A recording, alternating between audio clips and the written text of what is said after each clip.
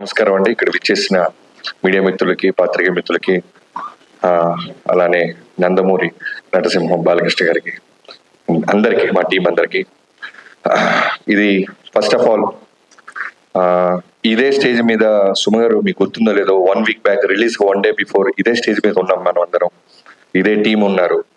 But లోపల ఎక్కడో ఇంకా క్యూబుల్కి వెళ్ళాలి అని నేను తమన్ గారు ఎలా వెళ్ళాలా అని పాదాలన్నీ ల్యాబ్ వైపు వెళ్తా ఉన్నాయి. సో ఇప్పుడు క్లియర్గా అన్నీ కనపడుతున్నాయి. నాకు ఆ రోజు ఏం తెలియలేదు.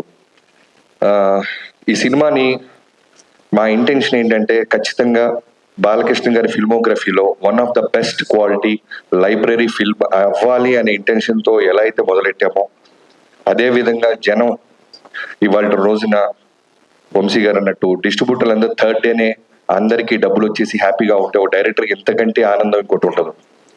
అంటే సినిమాలు బ్లాక్ బస్టర్లు వస్తాయి, కానీ ఒక రెస్పెక్ట్ రావటం ఉంటుంది చూసారా. నాకు ఇప్పటికీ కామన్ గా వస్తున్న వందలాది మెసేజెస్ లో ఒక వర్డ్ నేను ఇప్పటిదాకా వినది నా కెరీర్ లో నాకు వస్తున్న రెస్పెక్ట్ ఏంటంటే masterpiece, masterpiece, masterpiece అట్లా. సో ఈ ఏజ్ లో నాకు మాస్టర్ పీస్ అనే సినిమా నిజంగానే నాకు టీం అందరూ కలిసి ఓ బాలకృష్ణ గారితో ఫిల్మోగ్రఫీలో one of the best masterpiece ఇచ్చినందుకు థ్యాంక్ యూ సో మచ్. నా టీం అందరికి first of all starting from నా writing team Baba Chakri, lab లో కూడా మనం ఆర్ఆర్లో కూడా కూర్చొని నిద్ర లేకుండా, నాకు తెలిసి అతిశయోక్తి కాదండి, హానెస్ట్లీ చెప్తున్నాను, square on my work 3 to 4 hours పడుకొని ఉంటాం. లాస్ట్ 30 days అయితే 20 days కంప్లీట్ గా ఏదో ఒక విధంగా, అంటే చూస్తున్నప్పుడు ఎక్కడో టక్మని ఒక విజువల్ బాలకృష్ణ గారికి సంబంధించింది ఏదన్నా అనిపిస్తే వెంటనే యుగేంద్ర గారికి ఫోన్ చేయటం, లేదు బ్యాక్గ్రౌండ్ ఏదైనా మార్చాలంటే విజయ్ కార్తిక్ కన్నన్ గారికి పంపించటం, ఇలా అన్ని స్టేజెస్ వైజ్ హానెస్ట్ గా పనిచేస్తూనే ఉన్నాం. అలానే మోహన్ కృష్ణ గారు, బాబాయ్ థ్యాంక్ యూ సో మచ్. నిజంగానే వినీత్ అండ్ డైలాగ్ రైటర్స్ నందు అండ్ బాను, మీరు షూట్లో ఉన్నారు. మీ డైలాగులు కూడా, అంటే నేను జనరల్గా బేసిక్గా నేను డైరెక్టర్ అవడానికి ముందు రైటర్గా 10 ఏళ్ళు పనిచేశానండి. ఆ అదృష్టం, ఆ నాలెడ్జ్ తెలియదు, నాకు రైటింగ్ అనేది చాలా ఇష్టం. ఎవరైనా ఏదైనా ప్రశ్న వేస్తే ఇమీడియట్గా రివోల్ట్ అవుతా. సో రైటింగ్ మీద ఎక్కువ స్థానం పెట్టేవాళ్ళం, ఎక్కువ కూర్చుండేవాళ్ళం. ఈవెన్ డిఓపిని, వెంకట్ ఫైట్ మాస్టర్ని రైటింగ్ ప్యాడ్గా పిలుచుకొచ్చేవాళ్ళం, కూర్చుండేవాళ్ళం. షూటింగ్కి వెళ్ళక ముందే మా గొడవంతా ఒకటే, వంశీ గారికి నేను ప్రామిస్ చేశాను, బాలకృష్ణ గారి బెస్ట్ ఫిల్మ్ ఇవ్వాలి, బెస్ట్ యాక్షన్ సీక్వెన్స్ తీయాలి, బెస్ట్ బాలకృష్ణ గారిని నేను చూడాలి. కాస్ట్యూమ్స్ దగ్గర నుంచి ఆయన సెటిల్నెస్ గురించి గ్రౌండెడ్, ఎందుకంటే ఓ డైరెక్టర్గా ఆయన నమ్ముతున్నారు, అది ఎంత ఆనందో. అదే విధంగా ప్రెషర్ ఉండేది బాబు నాకు, ఎందుకంటే ఒక్కరోజు సెట్లో నేను ఏ షెడ్యూల్ ప్లాన్ చేశానో కూడా మీరు అడిగేవాళ్ళు కాదు. రావడం, సీన్ చెప్పడం, ఆ సీన్ మూడులోకి ఇందాక మా ఓడన్నట్టు పరకాయ ప్రవేశం చేసేవాళ్ళు. ఇప్పటికీ ఊరు మొత్తం పొగుడుతున్న మన సినిమాలో బెస్ట్ సీన్ నాకు ఇప్పటికీ కళ్ళ ముందు అలా గుర్తొస్తుంది. మెట్ల మీద కూర్చొని బ్లడ్ బాత్ తో ఉన్న మీరు కూర్చొని సెటిల్డ్ గా ఎమోషనల్ గా చోక్ అవుతూ చెప్తున్న డైలాగ్, నాకు తెలిసి 1 hour ముందు మేము డెసిషన్ తీసుకున్నాం. అప్పటిదాకా కూడా ఒక అగ్రెసివ్ గానే చూసాం, బట్ ఎక్కడో ఇంత ఫ్రీడమ్ ఇస్తున్నారు కదా బాలకృష్ణ గారు, కొత్తగా ట్రై చేద్దాం, ఆయన సలహా అడుగుదామని వెళ్ళి, బాబు ఇలా అనిపిస్తుంది, మెట్ల మీద కూర్చొని ఫైట్ పీక్స్ లో ఉంది టెంపో, చిన్న సెటిల్ చేసి మెట్ల మీద కూర్చొని ఆ ఊరికి జరిగిన అన్యాయాన్ని శ్రద్ధా శ్రీనాథ్ గారికి చెప్పి మళ్ళీ లేపి నేను తీరుస్తా నా కోడక్క నీ దాహమని లేపి కొడితే తొట్టిలో పీక్స్ వస్తాను అన్నప్పుడు ఆయన వెంటనే ఫస్ట్ టేక్, నాకు తెలిసి ఇప్పటికీ ఎన్ని సినిమాలో జరుగుతుందో తెలియదు కానీ ఒక మ్యాజిక్ నేను ఆ రోజు చూశాను. 400 మంది జైపూర్ లో క్లాస్ కొడతానే ఉన్నారు బాబు, మీకు 400 మంది సింగిల్ టేక్, ఇంకో టేక్ అడిగే అవకాశం కూడా లేదు, అంత బెస్ట్ చేశారు మీరు. చోక్ అవుతూ, గ్లిజరిన్ లేదు, కన్నీళ్ళు పెట్టుకుంటారు, చేతులు ఒరుగుతా ఉన్నాయి. ఒక సివిల్ ఇంజనీర్ క్యారెక్టర్ లోకి వెళ్ళి ఆయన చోక్ అవుతూ అంత బాగా సీన్ పర్ఫామ్ చేయటం వల్లే ఈ రోజున చాలా మంది కామన్ గా నాకు వస్తున్న రివ్యూస్ ఏంటంటే యాక్షన్ సీక్వెన్స్ అన్ని స్కై లెవెల్లో ఉన్నాయి, చాలా బాగా తీశాడు బాబీ అంటారు. అలానే హానెస్ట్ గా సెకండ్ హాఫ్ కట్ చెప్పావు నువ్వు, ఎక్కడా కూడా ఒక ఐటమ్ సాంగ్ తీసుకురాలా. దో వీ హ్యావ్ సిచ్యువేషన్స్ మేము అనుకుంటే క్రియేట్ చేసేవాళ్ళం, ఎందుకంటే వంశీ గారు ఏ రోజు కూడా బడ్జెట్ కి వెనకట్టు, అర్జెంట్ గా ఒక నోరా ఫతేహి కావాలంటే తెప్పించేస్తాడు, కత్రినా కైఫ్ అంటే డబ్బులు కొట్టి తెప్పించేసేవాడు. బట్ వద్దు, హానెస్ట్ గా కట్ చెప్తాం, ఒక సివిల్ ఇంజనీర్ కట్ చెప్తాం, అమ్మాయిల మధ్య ఉమెన్ ఓరియంటెడ్ వాళ్ళకు కూడా స్పేస్ ఇద్దాం. ఇప్పుడు శాన్స్ టామ్ లో కూడా ఒక హీరో శాన్స్ టామ్ లో నుంచి వచ్చి ఒక 11 ఏళ్ల పాప చేత అంటర్తో కొట్టిస్తుంటే ఏ హీరో ఒప్పుకుంటాడో నాకైతే తెలియదు, కానీ బాలకృష్ణ గారు సూపర్. ఆ అమ్మాయికి ఇవ్వండి అవకాశం అన్నారు. ఆయన కనుక ఆ రోజు నేను ఫైట్ చేస్తాను బాబీ అంటే నేను నిజంగానే ఫైట్ ఇంకా వేరే లెవెల్ కంపోజ్ చేసి ఉండేవాడిని. బట్ ఆ స్పేస్ ఇవ్వటం ఉంటుంది చూసారా, కథని అర్థం చేసుకోవటం. థ్యాంక్ యూ సో మచ్ బాబు. ఇవాళ రోజున మాస్టర్ పీస్ అంటున్నారంటే మీ నమ్మకం, మా టీం పట్ల మీకున్న నమ్మకం. అలానే డిఓపి కూడా ఫస్ట్ లో బాలకృష్ణ గారి సినిమా అనగానే ఫ్రీడమ్ ఉంటుందా లేదని ఎక్కడో చిన్న నర్వస్ ఫీల్ అయ్యాడు బాబు. ఎప్పుడైతే ఆఫ్ లైట్ లో, షాడో లైట్ లో, డార్క్ లో మిమ్మల్ని నిలబెట్టినప్పుడు మీరు ఆ లైటింగ్ గురించి మాట్లాడిపోయినప్పుడు చాలా చాలా ప్రౌడ్ ఫీల్ అయిపోయాడు. అంటే ఇంత నాలెడ్జ్ ఉంది ఆయనకి, ఇప్పటిదాకా చూపిపోవటం నిజంగానే ఎవడు ప్రయత్నించలేదేమో అనే ఒక ఆకలితో మీద పడిపోయాడు అతను. చాలా షార్ట్స్ లో మీరు చూస్తే బాలకృష్ణ గారి మీద ఆఫ్ లైట్ ఉంటుంది, లేదా షాడోలోనో సెలోటీలోనో ఉంటారు. జస్ట్ ఆయన ఆరా కనపడతా ఉంటుంది. సో ఇవన్నీ కూడా ఏంటంటే మీరు ఇచ్చిన స్పేస్, మీరు నమ్మారు, వీళ్ళు ఏదో కొత్తగా చూస్తున్నారు, లెట్స్ డూ దిస్ అని. థ్యాంక్ యూ సో మచ్ బాబు. ఇవాళ రోజున నా ఫిల్మోగ్రఫీలో 6వ సినిమా డాకు మహారాజ్ అని తొడగొట్టబోతున్నాను.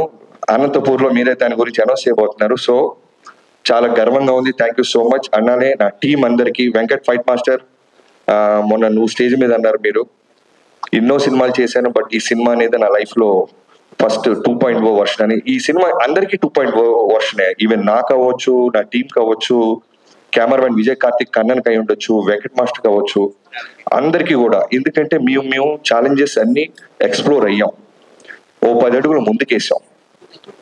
వీటన్నిటికీ నాకు ముందుగా నీకు ట్యాక్స్ చెప్పాల్సింది నాగవంశీ గారితో పాటు ఈ ఫంక్షన్స్ వెనకాల నిలబడి మమ్మల్ని బ్లెస్ చేసిన చిన్నబాబు గారికి.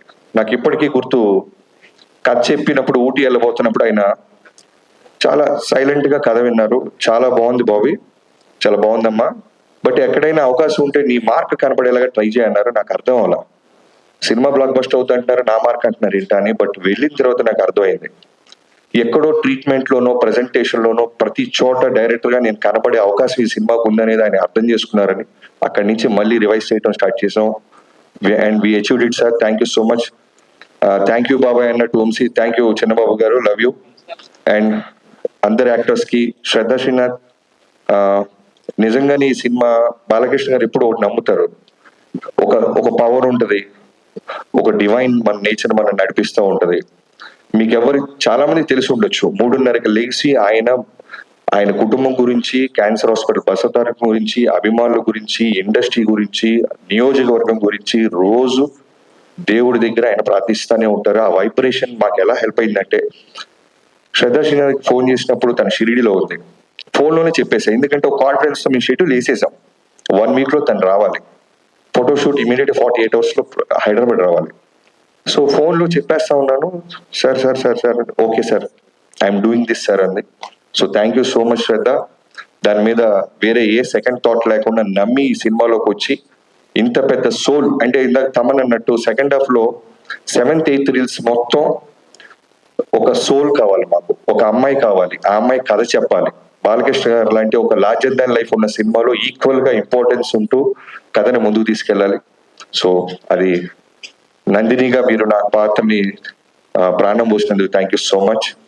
అండ్ ప్రజ్ఞ, చెప్పాను కదా ఏదో డివైన్ పవర్ నడిపిస్తున్నట్టు, తను చేసినప్పుడు ఫోన్ తిరుపతి నుంచి వచ్చింది. సో ఎవ్రీథింగ్ ఎక్కడో ఒక డివైన్ పవర్ మమ్మల్ని ముందుకు నడిపిస్తానే ఉంది. థ్యాంక్ యూ ప్రజ్ఞ.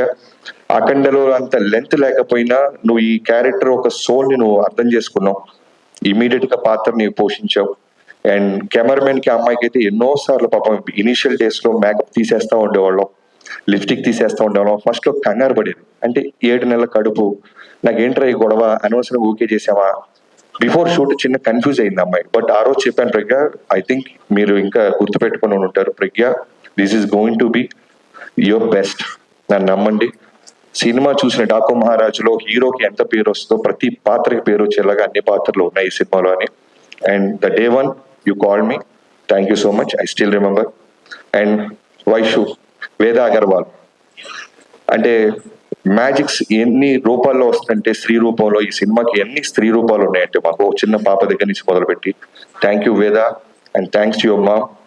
ఎన్నో సార్లు నిన్ను ఎంతో ఆడుతూ పడుతూ చేసేది, చాలా తక్కువ చూస్తాం అలాంటి బై బర్త్, అంటే అంత టాలెంట్ ఉన్న అమ్మాయిల్ని. నేను షార్ట్ చెప్తున్నప్పుడు ఇనిషియల్ డేస్ లో నాకు భయం వేసేది, అటు ఇటు ఊగుతూ ఉండేది, రోల్ కెమెరా అనగా ఇలా ఆగి డైరెక్టర్ ఏమనుకుంటాడో దానికంటే 10% ఎక్స్ట్రా చేసేదాన్ని. Thank you so much. I think నా భావం నీకు అర్థమవుతుంది. నువ్వు అందుకే క్లాస్ కొడుతున్నావు. తర్వాత నీకు హిందీలో ఇంగ్లీష్ వచ్చిరా అని దాంతో మేనేజ్ చేసి నీకు తర్వాత చెప్తా. Thank you Meghaji, thank you so much. And నా లిరిక్ రైటర్స్ అనంత్ గారు, ఫస్ట్ సిట్టింగ్ లోనే నేను సర్ప్రైజ్ అయిపోయింది. తమన్ గారి సిచ్యువేషన్ చెప్పాం. చుక్క నీరే అనే పాట అనంత్ గారు అండ్ తమన్ గారు కూర్చొని రికార్డ్ చేసేసి పాడేసి నన్ను నా టీంని లోపల పిలిచి వినిపించారు. ఫస్ట్ టైమే, ఇంకా సెకండ్ హాఫ్ స్టార్ట్ చేయాల. ఆ రోజు డిసైడ్ అయిపోయి ఈ సినిమా నిజంగానే రెస్పెక్ట్ తీసుకొస్తారు. ఒక సక్సెస్ తో పాటు రెస్పెక్ట్ చాలా రేర్ గా వస్తుంటది. ఇలాంటి పాట వల్ల మాకు రెస్పెక్ట్ వచ్చింది. చుక్క నీరే రాదొరా, మా ఊరికి రాదొరా, నీ కడుపును పుడతాను దొరా అని ఓ పాప రాసింది. ఓ పాప రాపిచ్చి పాడించాం ఆ పాప చేత. Thank you so much. అలానే చిన్ని song, thank you so much Anandji. And Shyamanna, Balakrishna గారితో ఒక మాస్ సినిమాలో ఒక మంచి సాంగ్ ఉండాలి. ఎందుకంటే మనం న్యూ ఏజ్ ఆడియన్స్ దృష్టిలో పెట్టుకొని వెళ్తున్నాం. ఫస్ట్ డే నుంచి నేను వంశీ గారు మీకు చెప్పినట్టు new age audience, new age unstoppable audience నాకు కావాల్సింది. బాలకృష్ణ గారికి ఉన్న హార్డ్ కోర్ ఫ్యాన్స్ ఎలా ఉన్నా ఆయన ప్రేమించే వాళ్ళు వచ్చేస్తారు. బట్ అక్కడతో ఆగదు. ఈ రోజు మేము అనుకున్న ఇంటెన్షన్ రెవెన్యూ రూపంలో మనకి కనపడుతుంది, వినపడుతుంది. అంటే అన్స్టాపబుల్ లో చిన్న పిల్లలు, ఫ్యామిలీస్ చాలా మంది కూడా ఈ సినిమాని ఎంజాయ్ చేస్తున్నారు. రిపీట్ ఆడియన్స్ ఉన్నారని మాకు పదే పదే డిస్ట్రిబ్యూటర్ నుంచి ఫోన్స్ వస్తున్నాయి. సో అలాంటి సాంగ్ నాకు ఒకటి కావాలి. సో దబిడి దిబిడి అంటూ చెన్నైలో మొదలెట్టారు. ఫస్ట్ నాకు ఒక కంటైనర్ రూమ్ లో ఇప్పించారు నాకు దబిడి దిబిడి అని. నాకు గోల గోల దబిడి దబిడి దబిడి దిబిడి దబిడి దిబిడి లాగా ఉంది నాకు.